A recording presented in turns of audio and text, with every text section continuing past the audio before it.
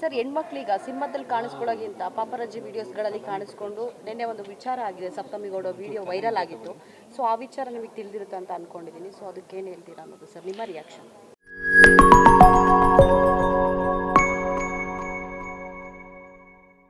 ಅವರೊಂದು ಪದ ಬಳಕೆ ಮಾಡಿದ್ದಾರೆ, ನಮ್ಮನ್ನು ವಸ್ತುವಾಗಿ ನೋಡಬೇಡಿ ಅಂತ. ಮಾನ ಮರ್ಯಾದೆ ಇರೋರಿಗೆ ಇದು ಅರ್ಥ ಆಗಬೇಕು. ಹೆಣ್ಣು ಮಕ್ಕಳು ವಸ್ತು ಆಗಬಾರ್ದು. ವಸ್ತು ಅಂದರೆ ಬಳಸ್ಕೊಳ್ಳೋದು. ತುಂಬ ಅರ್ಥ ಇದೆ ಅದು. ವ್ಯಕ್ತಿ ಬೇರೆ, ವಸ್ತು ಬೇರೆ. ವ್ಯಕ್ತಿಗಳನ್ನು ಗೌರವವಾಗಿ ನೋಡಿ, ಹೆಣ್ಣು ಮಕ್ಕಳನ್ನು ಗೌರವವಾಗಿ ನೋಡಿ. ಯಾಕೆಂದರೆ ಯಾರೇ ಆಗಲಿ, ನಾವು ಒಂದು ನಾಗರಿಕತೆಯ ಚೌಕಟ್ಟಿನಿಂದ ಹೊರಗಡೆ ಅದರ ಒಳಗೇನೆ ಇರಬೇಕು. ಆಗ ನಾವು ಚೆನ್ನಾಗಿರ್ತೀವಿ. ನಾವು ಆರೋಗ್ಯಕರವಾದ ವಾತಾವರಣ ನಿರ್ಮಾಣ ಮಾಡಬೇಕು. ನಾವು ನೆನ್ಪಿಟ್ಕೊಳ್ಳಿ, ನಿಮ್ಮ ಸುತ್ತಲೂ ಹೆಣ್ಣು ಸಮುದಾಯ ಇದ್ದೇ ಇದೆ. ಒಂದು ತಾಯಿ ಗರ್ಭದಿಂದ ನೀವು ಬಂದಿರ್ತೀರಿ, ಇನ್ನೊಂದು ಹೆಣ್ಣನ್ನು ಮದುವೆ ಮಾಡ್ಕೋತೀರಿ. ನಿಮಗೆ ಒಂದು ಹೆಣ್ಣು ಅಕ್ಕನೋ ತಂಗಿನೋ ಆಗಿರ್ತಾಳೆ. ನಾಳೆ ನಿಮಗೊಂದು ಹೆಣ್ಣುಮಗು ಮಗಳಾಗಿ ಹುಡ್ತಾಳೆ.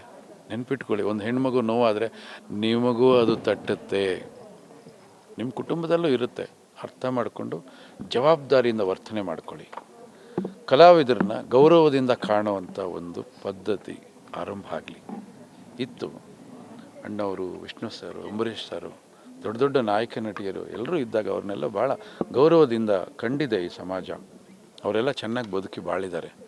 ಇವತ್ತಿನ ಪೀಳಿಗೆಯಲ್ಲಿ ಇವತ್ತು ಬರ್ತಕ್ಕಂಥ ಕೆಲವು ಸಾಮಾಜಿಕ ಜಾಲತಾಣಗಳು, ಕೆಲವು, ನಾನು ಎಲ್ಲನೂ ಹೇಳಲ್ಲ, ಭಾಳಷ್ಟು ಜನ ಭಾಳ ಗೌರವದಿಂದ ನಡ್ಕೋತಾ ಇದ್ದಾರೆ. ಆದರೆ ಕೆಲವರು ಮಾತ್ರ ಇವ್ರ ಹೆಸರನ್ನೂ ಕೆಡಿಸೋ ರೀತಿಯಲ್ಲಿ ಅವ್ರು ನಡ್ಕೋತಾ ಇದ್ದಾರೆ. ಅವ್ರು ಸ್ವಲ್ಪ ಜವಾಬ್ದಾರಿಯಿಂದ ನಡ್ಕೋಬೇಕು ಅನ್ನೋದು ನನ್ನ ಸಂದೇಶ. ಬದಲಾಗಿ ದಯವಿಟ್ಟು. ಸರ್, ಈಗ ನಟಿಯರು ಬಟ್ಟೆ ಹಾಕೋದ್ರ ಮೇಲೆ ಕೂಡ ಒಂದಷ್ಟು ನೆಗೆಟಿವ್ ಕಮೆಂಟ್ಗಳನ್ನು ಮಾಡ್ತಿರ್ತಾರೆ ಸರ್, ಅವ್ರಿಗೇನು ಹೇಳ್ತೀರಿ ಅಂತ? ಅವ್ರಿಷ್ಟ ರೀ, ಅದು ಅವ್ರಿಷ್ಟ. ಬಿಟ್ಟುಬಿಡಿ ಅದನ್ನು. ಅವ್ರ ವೈಯಕ್ತಿಕ ವಿಚಾರಗಳನ್ನು ಯಾತಕ್ಕೆ ತೊಗೊಂಬರ್ತೀರಿ? ಅವ್ರವ್ರ ಇಷ್ಟ ಅದು. ಅವ್ರಿಗಿಷ್ಟ. ಈ ಬಟ್ಟೆ ಶೋರೂಮ್ಗಳಲ್ಲಿ ಗೊಂಬೆಗಳಿಗೆ ಹಾಕ್ಬಿಟ್ಟು ಆಚೆ ಇಟ್ಟಿರ್ತಾರೆ, ನೋಡೋದಿಲ್ವ ನಿಂತ್ಕೊಂಡು ಸಿಗ್ನಲಲ್ಲಿ? ಅದನ್ನು ಕಮೆಂಟ್ ಮಾಡ್ತೀರಾ?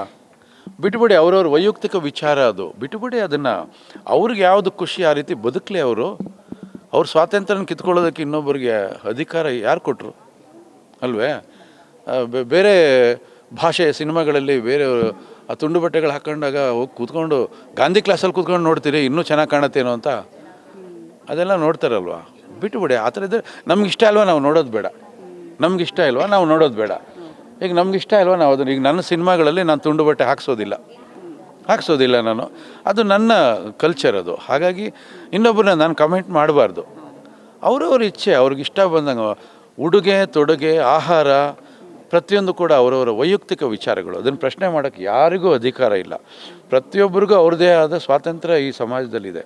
ಅವ್ರು ಹೇಗೆ ಬೇಕೋ ಆಗಿರ್ತಾರೆ. ನಿಮ್ಗೆ ಇಷ್ಟ ಅಲ್ವೋ ದೂರ ಇದ್ಬಿಡಿ. ಸಮಾಜವನ್ನು ಹಾಳು ಮಾಡುವಂಥದ್ದೇನಾದ್ರು ಪ್ರಕ್ರಿಯೆಗಳು ನಡೆದಾಗ ಖಂಡಿತ ದನಿ ಎತ್ತಿ ತಪ್ಪಿಲ್ಲ. ಸಮಾಜ ಶುದ್ಧವಾಗಿರಬೇಕು. ಆ ವಿಚಾರದಲ್ಲಿ ರಾಜಿ ಇಲ್ಲ. ಸರ್, ಈಗ ಒಂದಷ್ಟು ಅದೇ ವಿಚಾರವಾಗಿ, ಈಗ ಟಾಕ್ಸಿಕ್ ಸಿನಿಮಾ ಬಾಲಿವುಡ್ ರೇಂಜ್ಗೆ ರಿಲೀಸ್ ಆಯಿತು. ಆ ಟ್ರೇಲರ್ ಆಗಿರ್ಬೋದು, ಟೀಸರ್ ಆಗಿರ್ಬೋದು. ಬಟ್ ಕೆಲವರು ಕಮೆಂಟ್ ಮಾಡೋದು ಅಂದರೆ ನೆಗೆಟಿವ್ ಆಗಿ, ಅಂದರೆ ಈ ಥರದ್ದೆಲ್ಲ ಸೀನ್ಸ್ ಬೇಕಿತ್ತಾ, ನಮ್ಮ ಕನ್ನಡ ಇಂಡಸ್ಟ್ರಿಗೆ ಈ ಥರದ್ದೆಲ್ಲ ಬೇಕಿತ್ತಾ, ಈ ಥರದ ಸಿನಿಮಾ ಬೇಕಿತ್ತಾ ಅಂತ ಒಂದಷ್ಟು ಜನ ಕಮೆಂಟ್ ಹಾಕಿದ್ರು. ಇದ್ರ ಬಗ್ಗೆ ಏನು ಹೇಳ್ತೀವಿ ಸರ್? ಸಿನಿಮಾ ಯಾರು ನೋಡಿದ್ರು? Cinema teaser. ಸಿನಿಮಾ ಯಾರು ನೋಡಿದ್ರು? ಸಿನಿಮಾ ಯಾರು ನೋಡಿದ್ರು? ಸಿನಿಮಾ ನೋಡಬೇಕು. ಟೀಸರ್ ನೋಡಿಬಿಟ್ಟು ಸಿನಿಮಾ ಹೀಗಿದೆ ಅಂತ ಯಾರು ನಿರ್ಧಾರ ಮಾಡಬಾರ್ದು. ಯಾಕೆಂದರೆ ಒಂದು ದೃಶ್ಯ ಯಾತಕ್ಕೆ ಬಳಕೆ ಆಗ್ತಾ ಇದೆ, ಪರಿಪೂರ್ಣ ಕಥೆ ಏನು, ಯಾತಕ್ಕೆ ಮಾಡಿದ್ದಾರೆ? ಯಾಕೆಂದರೆ ಎಲ್ಲ ಪ್ರಬುದ್ಧವಾದಂಥವ್ರೆ. ತುಂಬ ದೊಡ್ಡ ಸಿನಿಮಾ, ವರ್ಲ್ಡ್ ಲೆವೆಲಲ್ಲಿ ಇರ್ತಕ್ಕಂಥ ಸಿನಿಮಾ. ಒಂದು ದೃಶ್ಯ ಅಲ್ಲಿ ಬಳಕೆ ಆಗಿದೆ ಅಂದರೆ ಯಾತಕ್ಕಾಗಿದೆ ಅನ್ನೋದನ್ನು ಯೋಚನೆ ಮಾಡಬೇಕು. ಹಾಗಾಗಿ ಸುಮ್ಮನೆ ಬಂದ್ಬಿಟ್ಟು ಬಾಯಲ್ಲಿ ಉಗುಳಿದೆ ಅಂತ ಎಲ್ಲ ಕಡೆ ಉಗಿತಾ ಹೋಗ್ಬಾರ್ದು. ಬಿಟ್ಬಿಡಿ, ಸಿನಿಮಾ ಬರಲಿ. ಸಿನಿಮಾ ನಿಮಗೆ ಏನಾರು ಅನ್ಸರೆ ಮಾತಾಡ್ಕೊಳ್ಳಿ. ಸುಮ್ಮನೆ ಯಾಕೆ ಅದ್ರ ಬಗ್ಗೆ ಕಾಮೆಂಟ್ಸ್? ಅಲ್ವೇ? ದಿನಗಳಲ್ಲಿ ಅವರು ಪ್ರೊಟೆಸ್ಟ್ ಮಾಡಬೇಕು ಅಂತ ಅನ್ಕೊಂಡಿದ್ದಾರೆ. ಸೊ ಇಡೀ ಸ್ಯಾಂಡಲ್ವುಡ್ ನಟ ನಟಿಯರ ಸಪೋರ್ಟು ಸಪ್ತಮಿ ಅವರ ಸ್ಟ್ಯಾಂಡ್ಗಿದೆ ಸರ್, ನಿಮ್ಮ ಬೆಂಬಲ? ಇಡೀ ಚಿತ್ರರಂಗ ಒಂದು ಕುಟುಂಬ ಇದ್ದ ಹಾಗೆ. ಚಿತ್ರರಂಗದ ಯಾವುದೇ ಒಬ್ಬ ಸದಸ್ಯರಿಗೆ ಅವಮಾನ ಆದರೂ ಕೂಡ ಇಡೀ ಚಿತ್ರರಂಗ ಅವ್ರ ಜೊತೆಲಿ ಇರ್ತದೆ. ಅದರಲ್ಲಿ ಎರಡನೇ ಮಾತೇ ಇಲ್ಲ. ಸರ್, ಮಾರ್ಚ್ 9ನೇ ತಾರೀಕು 6:30ಗೆ ನಿಮ್ಮ ಹೊಸ ಸೀರಿಯಲ್ ಬರ್ತಾ ಇದೆ. ಸೊ ಅದ್ರ ಬಗ್ಗೆ ಹೇಳೋದಾದ್ರೆ, ಧಾರಾವಾಹಿಗಳು ಪ್ರತಿ ಚಾನಲಲ್ಲೂ 8-10 ಧಾರಾವಾಹಿಗಳು ಬರ್ತಾನೆ ಇದೆ. ಧಾರಾವಾಹಿ ನೋಡುವಂಥ ಅಭಿಮಾನಿಗಳು ಹೆಚ್ಚಾಗ್ತಾ ಇದ್ದಾರೆ. ಆದರೆ ಧಾರಾವಾಹಿಗಳಿಂದ ಎಷ್ಟು ಮನಸ್ಸುಗಳು ಬದಲಾಗಿದೆ, ಎಷ್ಟು ಮನಸ್ಸಿನ ಮೇಲೆ ಧಾರಾವಾಹಿಗಳು ಪರಿಣಾಮ ಬೀರಿದೆ, ಅದು ಬಹಳ ಮುಖ್ಯ. ಈ ಧಾರಾವಾಹಿ ಕೃಷ್ಣ ರುಕ್ಕು ನಿಮ್ಮ ಮನೆಯ ಕಥೆ, ನಿಮ್ಮ ಮನೆಯಲ್ಲಿರ್ತಕ್ಕಂಥ ಪಾತ್ರಗಳು, ನೀವೇ ನಿಮ್ಮ ತೆರೆ ಮೇಲೆ ಬರುವಂಥ ಒಂದು ಅದ್ಭುತವಾದ ಪರಿಕಲ್ಪನೆ ಕೃಷ್ಣ ರುಕ್ಕು. ನನಗೆ ಸೂರ್ಯಪ್ರಕಾಶ್ ಪಾತ್ರ. ಯಾರ್ಯಾರು ಈ ಧಾರಾವಾಹಿಗಳನ್ನು ನೋಡ್ತಾ ಇರ್ತಾರೆ, ಬಹುತೇಕ ಹೆಣ್ಮಕ್ಳು ನೋಡ್ತಾ ಇರ್ತಾರೆ. ಆದರೆ ಈ ಧಾರಾವಾಹಿಯನ್ನು ಗಂಡು ಮಕ್ಕಳು ಕೂತ್ಕೊಂಡು ನೋಡಬೇಕು ಅಂಥ ಒಂದು ಧಾರಾವಾಹಿಯಾಗಿ ಕೃಷ್ಣ ರುಕ್ಕು 9ನೇ ತಾರೀಕಿಂದ ಸಂಜೆ 6:15 ಕಾಫಿ ಕುಡಿಯೋ ಟೈಮ್ನಲ್ಲಿ ಚಾನಲ್ ಆನ್ ಮಾಡಿದ್ರೆ ನಾನು ಬರ್ತೀನಿ. ನನ್ನನ್ನು ಬಹಳ ಜನ ತುಂಬ ಪ್ರೀತಿಯಿಂದ ಹಿರಿತೆರೆ ಆಗಲಿ ಕಿರುತೆರೆ ಆಗಲಿ ಭಾಳ ಪ್ರೀತಿಯಿಂದ ನನ್ನ ಸ್ವಾಗತಿಸ್ತೀರಿ. ಬರ್ತೀನಿ, ನಾನು ನಿಮ್ಮನ್ನು ಭೇಟಿ ಆಗ್ತೀನಿ. ಅದ್ಭುತವಾದಂಥ ಸಂದೇಶವನ್ನು ಸೂರ್ಯಪ್ರಕಾಶ್ ಪಾತ್ರದ ಮುಖಾಂತರ ನಿಮಗೆ, ನಿಮ್ಮ ಮಕ್ಕಳಿಗೆ, ಮುಖ್ಯವಾಗಿ ನಿಮ್ಮ ಮಕ್ಕಳಿಗೆ, ಅದರಲ್ಲೂ ಬಹಳಷ್ಟು ಜನ ಸೊಸೆಯಂದಿರು, ಪರ್ಟಿಕ್ಯುಲರಾಗಿ ಹೇಳ್ತಾ ಇದ್ದೀನಿ, ಸೊಸೆಯಂದಿರು, ಇವತ್ತಿನ ಕಾಲದ ಸೊಸೆಯಂದಿರು ಅವ್ರು ಯಾಕೆ ಮದುವೆ ಆಗ್ತಾರೆ ಅನ್ನೋದು ಗೊತ್ತಿಲ್ಲ.